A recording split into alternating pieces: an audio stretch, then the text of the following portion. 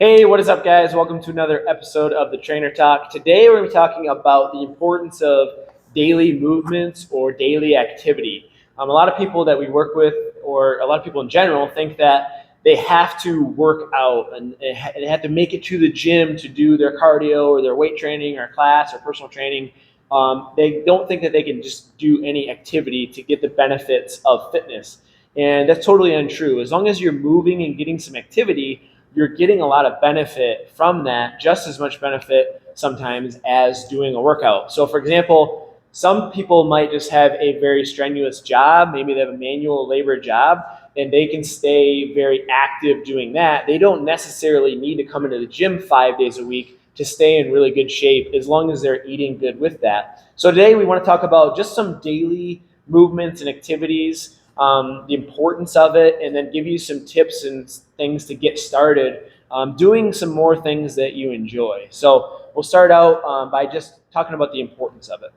Yeah, I think it can add a little bit of a level to your daily routine, your daily schedule. I found that it gives a little bit of like an energy boost if you do it in the afternoon. So instead of going for that second cup of coffee or an energy drink, doing, a quick 15-minute workout or, an activity that you like is walking or something that just basically gets your body moving and that blood pumping. I found that that's really beneficial when it comes to, getting those energy levels back up. Helps just to break up your day a little bit and make some time for yourself. So I think mentally it has a really huge benefit because you kind of identify with, oh, I need to, get more activities in, and you get that mental boost of energy. You probably think a little bit sharper, better focus, and a little bit of stress relief for your day. Yeah, and I think a lot of times people think you need like a whole half hour or an hour to get a good workout in, when really, like, even if you only have 5 minutes to work out, like, I know that doesn't seem like a lot of time, but 5 minutes is better than nothing. Like, you could be in your living room and you could do some jump squats or body weight squats, you could do some push-ups, you could do some sit-ups, and just keep doing those things over and over for 5 minutes straight. You're going to build up a little bit of a sweat. You're going to get some endorphins flowing, and you are going to feel better even if it's just 5 minutes of movement. Yeah, I heard everything. So yeah, and basically what it comes down to is by incorporating a 5, 10 minute, 15 minute, 20-minute activity that you enjoy, you're basically saying that you are making yourself a priority in your life. You're actually setting this time aside for yourself. A lot of people today are just go, go, go, doing everything for work or their family, their kids. They don't make time for themselves to do something. And it doesn't have to be a 1 hour workout, like they were saying. Like, it could be just a body weight. You could even just do yoga or stretches. Do some body weight exercises. Like, one of the best things you can do is just wake up and get your body moving. It helps actually boost your energy for the day. It gets you in a good positive mindset for the day. You're more productive, but it also helps you sleep at night. So even just like 5 or 10 minutes of doing like air squats, push-ups, sit-ups, burpees, any kind of movement in the morning helps set you up for success throughout the day. So it doesn't have to be a 1 hour workout, but we also want to talk about, like, think about things that you really enjoy doing, or maybe things that you enjoyed doing when you were younger. For example, most people really enjoyed or played some kind of sports when they were younger. So maybe, especially if you're a parent now, something that you could do is like play that sport with your kids. So maybe it's like shooting hoops in the driveway, or maybe you're a really big golfer. So maybe you start doing a little bit more golf, and pushing the cart instead of taking the golf cart. I personally usually take a cart, but I also work out 12 hours a week. So, but you're still getting activity, swinging the club, getting outdoors, getting some sunshine, vitamin D. It could be just going for a walk, walking the dog, maybe take the family with you. There's so many things that you can do: riding bikes, going swimming, going hiking. Maybe you go to a woods somewhere. There are some cool places, even in Michigan, where you can go kind of like trail, like kind of like a hiking and trail walks that are 20, 30 miles long through the wilderness, things like that. So anything that you can think of that you might enjoy that incorporates a little activity is very, very beneficial. I feel like people don't put that correlation together. Like, they do like even just yard work and things around the house. Like you're actually burning a lot of calories, you're working a lot of muscles. And that's why a lot of times when people, first do like yard work in spring and they plant all their flowers and the next day they're like super sore, it's because you're working out pretty much essentially. But it's something that you enjoy, you're getting outside. So it just helps relieve stress. You're doing something beneficial for yourself, you're prioritizing yourself, and usually you get some good things done in your day too. Yeah, that's one, I think, underrated thing is just general housework. Some people, if they go shopping and they're pushing the cart around and they park farther away than usual, they get so many steps in, they're burning lots of calories because they're moving, and then they go home and they start cooking everything, and you're moving around a lot in the kitchen if you got a meal prep. I mean, I feel like I get way more steps in and way more movement in when I have like my meal prep days, and then you got to clean everything and clean the house, or you got to go outside, do some yard work. Push mowing in the summer when it's hot out is probably one of the toughest workouts. I don't know why, but it was just, you get the sweat going and you're like, man, this shouldn't be this hard, but it's still a really good workout. Gardening even, when I was living here in town, I put in a garden, so I had to rip up the sod piece by piece, which was quite the workout, especially on like grip and everything like that. So finding little activities that get something done around the house, or playing, like Taylor said, a sport with your kids, involve them in getting more movement out. I think a lot of kids today, they're super hyperactive and they can't focus or sit still for a long time because they really don't go outside as much as, when I was a kid, we were outside all the time, anytime we could. Wintertime, summertime, we were always doing something outside. There's always something you could do, right? Even if you just have a ball to throw back and forth, and those little memories, those little things that you can bond with your kids with, or with your family, or play with your pets, gives you the benefit of that extra activity, and then it also gives them that benefit as well. So it's a benefit for you and for them. Yeah, if you have kids, like running around with them at the playground or taking them on walks or playing with them in the house, those are just great workouts to do. One thing that I love to do on the weekends, especially if it's like a rest day or like an active recovery day, is cleaning the house. Taylor mentioned that, but vacuuming is really, like, I work up a sweat every single time I vacuum. Like sometimes I have to put shorts on even when it's winter time because I get so warm vacuuming. And then cleaning the bathtub, you're bending over, you're scrubbing, like cleaning the toilet and everything is just, it really is a workout. So those things, they do count. In the winter time, you can go snowmobiling, sledding, skiing, snowboarding, like whatever you enjoy doing. Those are all things that you can do with your kids, you can do with your family, with friends that are still active and get you moving. One thing that I just kind of thought about was, I feel like the day that you decorate for Christmas really is a big workout, especially like we go get a real tree, so we got to cut down the tree, you've got to drag the tree, you've got to bring the tree in the house, set it up, you're going up and down on a ladder to decorate the tree. I know we're bringing totes from downstairs to upstairs with our Christmas decorations, and so that is something that we're going to do this weekend to just kind of get in another workout. But again, like Bethany said, like it's one of those things that you get to bond with your spouse or your kids or whoever's there with you. So it's something fun, but you're also getting in a little bit of activity. Yeah. I think after just talking in this conversation, what I might challenge everybody to do, and what I realize is a lot of people just have a negative mindset around daily activities that they have to do. Yeah. For example, cleaning the house, doing the dishes, putting away laundry, whatever it may be, doing yard work.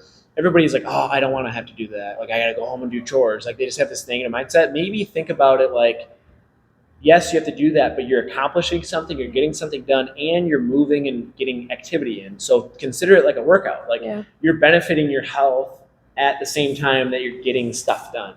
So change your mindset towards the chores you have to do. Instead of thinking of it as a negative thing and stressing out about having to do it, I'm not saying get excited or pumped about it, but just understand that once you get it done, you move your body, you might have worked up a sweat, it is benefiting your health, and it didn't cost you anything. You actually got stuff done. You don't have to go to the gym, for example, and get a 1 hour workout in. So maybe just start thinking about it like that, checking that, box off your day. If you do a chore on your house, or if you vacuum or push mow the lawn or whatever you're doing, like you're getting that daily activity in. So I would still challenge you to set aside 10 or 15 minutes to actually schedule like a daily activity that you enjoy doing. And speaking of like winter, like this doesn't necessarily have to be something where you're moving and building up a sweat. You can also make yourself a priority or just kind of challenge like your brain even. Like people don't realize that our brains use 25% of the calories that we eat. Mm-hmm. So just by working harder mentally, you're actually burning more calories throughout the day. Mm-hmm. So, whether it's playing a board game with the family or instead of, scrolling on your phone or watching a movie, maybe you read a book. Like that actually demands a little bit more brain power. You can write or knit or whatever kind of little hobby you have. You're setting aside time for yourself to do something that you enjoy that's a little bit more positive for us rather than just, scrolling Facebook or Instagram or watching a movie or TV. I mean, I enjoy doing those things and I still do those things every day, but I make sure that I actually make time for reading. I journal in my notebook every day.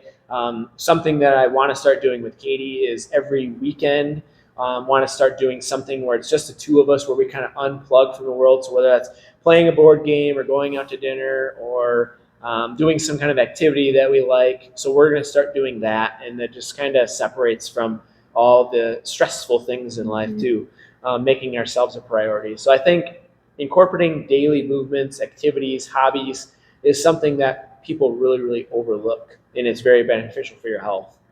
Yeah, because I think back to when I was growing up and we play a lot of board games, especially, like you said, wintertime, because we're not outside as much. And, I just started playing a little bit more chess with my dad, which the amount of time that I have to think before I make a move it's kind of hard, but, you're just kind of racking your brain because he's a lot better than I am.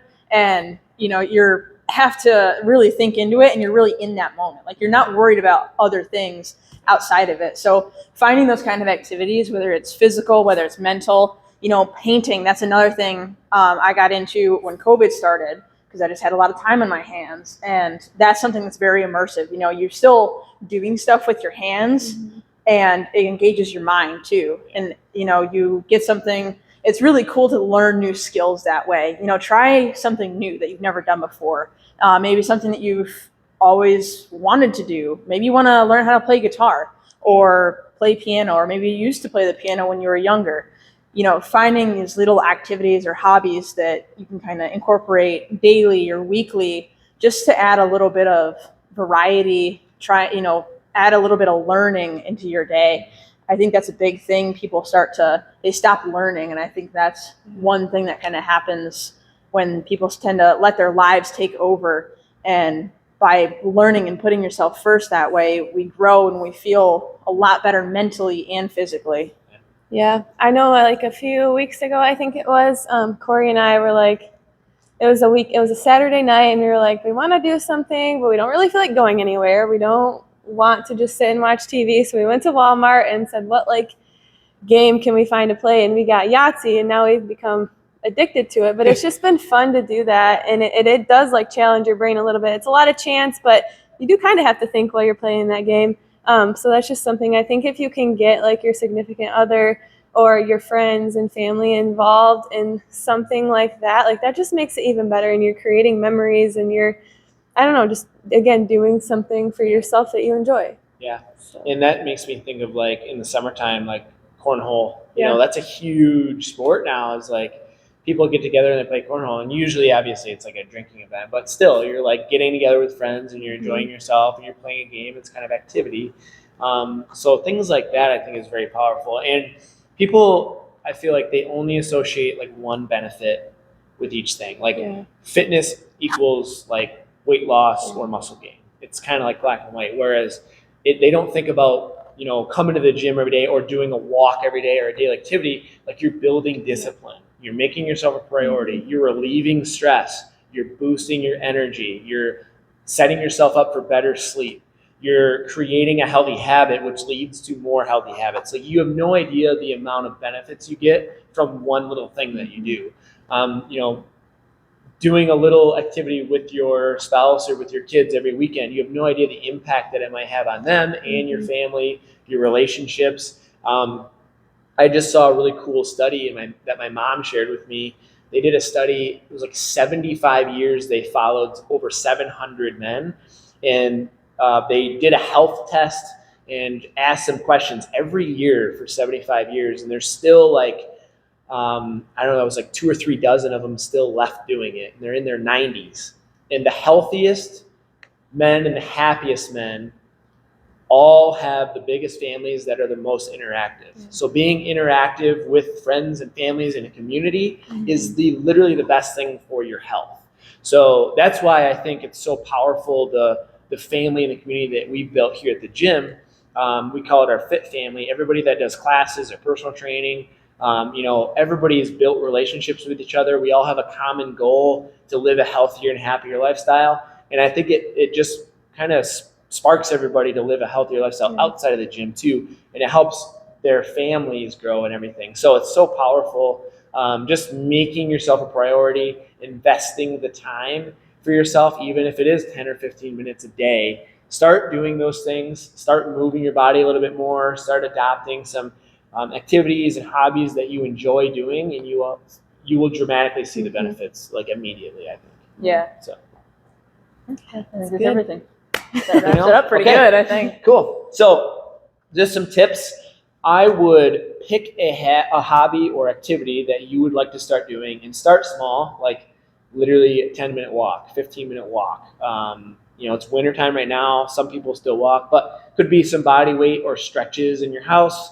Could be as simple as a board game, whatever. Schedule it into your day. So many people have this thing called a cell phone, and you can pop open a calendar and you can create a whole schedule. So you can schedule your work day, you can schedule in when you're going to wake up, when you're going to go to bed, but schedule in an activity or something that you enjoy at a specific time, and try to commit to it for at least a couple of weeks. Try to get into that habit of doing it, and then just keep building on it. And then I think what you'll find is after it becomes easier and it becomes a habit that you enjoy doing, you'll start to add in more and more habits, such as maybe you start eating better, maybe you start drinking more water, maybe you do end up going to the gym.